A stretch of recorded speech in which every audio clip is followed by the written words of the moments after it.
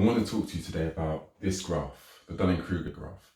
A lot of you may have already come across it before, but I'm going to come at it from a slightly different angle. So this graph was conceived by American psychologists David Dunning and Justin Kruger in 1999. Now what it aims to explain is why people who are not competent tend to be very confident, and people who are competent tend to have imposter syndrome, which is the opposite of the Dunning-Kruger effect. So the Dunning-Kruger effect, bear with me because I am going to come at this from a different angle. The Dunning-Kruger effect, here you have confidence and here you have knowledge. As your knowledge increases at the beginning, when you first start learning about something, your confidence shoots up because you're like, oh, I've discovered this new skill, like I've got the grips of it, I'm amazing at it, whatever. Then as you start learning more about it, your confidence begins to decline because you start to understand the scope there is for learning, and you begin to realize like how much you actually need to know, right? And then as you start to get grips with the kind of the true scope of what you need to learn, your confidence and knowledge both go up at a more steady rate and a more sustainable rate. So a good example of this is when we first, the first explorers that kind of covered the earth, whatever, when they first did it, Christopher Columbus or Ibn Battuta or whoever, whether you want to go in Europe or the Arab world, we gained confidence. Oh, look what we're doing. We're mapping this, we're mapping that. Then we began to kind of, discover other planets in the universe. And then our confidence began to go down because the more that, when we discover planets and the Milky Way and the universe, then we start realizing that the boundaries of our knowledge of what there is to learn is wider and wider and wider as we begin to learn more. Then we start coming to grips with this and we come up with a multiverse theory and say, okay, maybe our universe sits within a wider paradigm and there are different universes or whatever. And as we begin to come to grips with how complex a situation can be, then our confidence goes back up, as does our knowledge.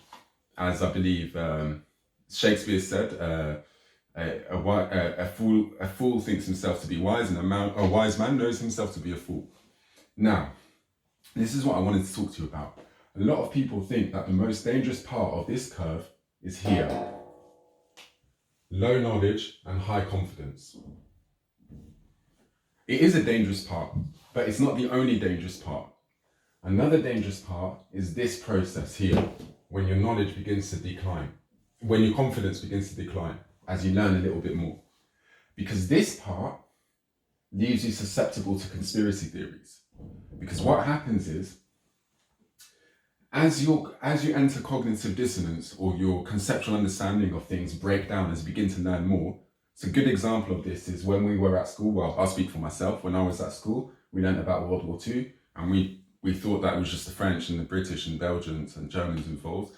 Then you begin to learn about the Indians, Pakistanis, the North Africans, Moroccans, Algerians, who were in French colonial territories and the role that they played in the war and whatever. And then you realize that the education system is actually not that great in the UK. It's kind of biased and blah, blah, blah. And your confidence begins to diminish.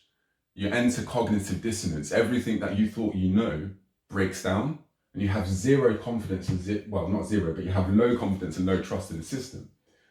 Now, conspiracy theorists tend to, in my understanding, from what I've seen online and through my discussions and through my studies and research, I believe that conspiracy theorists develop conspiracy theories as a result of this. It's a defense mechanism. If you start developing firm convictions that are alternative and the complete opposite to what you've learned in the conventional education system, you're kind of protecting yourself from a feeling that you don't know anything and you don't know what the hell's going on, number one. Number two, you protect yourself from this feeling of cognitive dissonance. You don't let yourself fall off the cliff. You don't want to do that.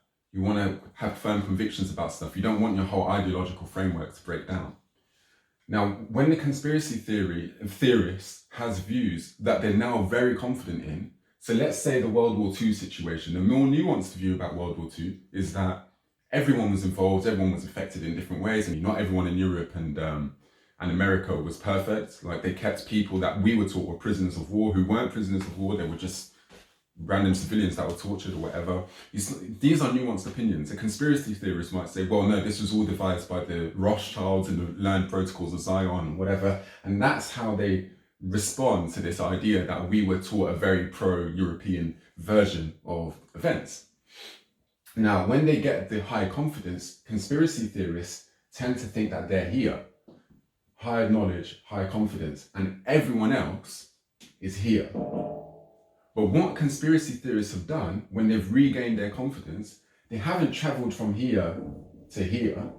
They've just entered a new Dunning Kruger curve, and they've learned a bit about a new theory, and they're here again. They're back here. So they basically repeated this process. That's all they've done. And they view us as being here when actually they're there. So maybe this is an example of psychological projection. Now the question that I, for example, talk with my wife is, how do we raise children that are comfortable with going from here down and falling off that cliff? Because you don't want them to be unstable and to have these strong responses when they realize that they don't really know much, or when their breakdown or understanding of something breaks down.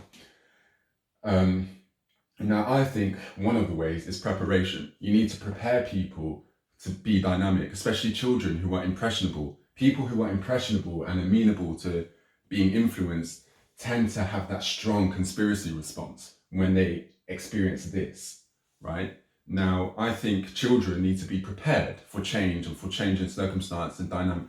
This can be done in a very subtle way. For example, if plans suddenly change and the child becomes fixated, maybe they have a cognitive issue, like my own, I have OCD, maybe they have ADHD or OCD or whatever, and they become fixated in a task, and you teach that child to stop that task and enter a new task, and kind of imprint that dynamic kind of culture in them, and the ability to change direction, realize that they don't know something, come to terms with the fact that they messed up, so that they can then learn again in a more steady and sustainable way. Preparing children for change and preparing and cultivating their personality in a way that is dynamic and responsive will protect them against conspiracy theories, in my opinion. But and also terrorism, radicalization can also work in this way. Radicalization can be a response to a breakdown in your understanding of the system, and then thinking that you need to develop, because you want that confidence back, you want that trust back, and it's a natural instinct. You want to trust the society where you live, in the world that you live, and you want to feel like you're understanding kind of what's going on. Maybe it's an evolutionary or survival thing. So that's where extremists come in, and they prey on people here that are beginning to question their identity and who they are and what this all means and why America is behaving in a certain way. And they bring them back, they repeat that process again. Even though they think they're here, they're enlightened now. Anyone that doesn't have their views is going to rot in hell or whatever. They think they're there, but they're actually coming back to here. So now another point I want to raise is, I think, in my opinion, the best place to be, the worst places in this curve are here and here, that process. The best place, obviously, is anywhere from here along. You want to be here. This and this are dangerous. This is not ideal, but it's not dangerous. We all know where Donald Trump is. Donald Trump is there.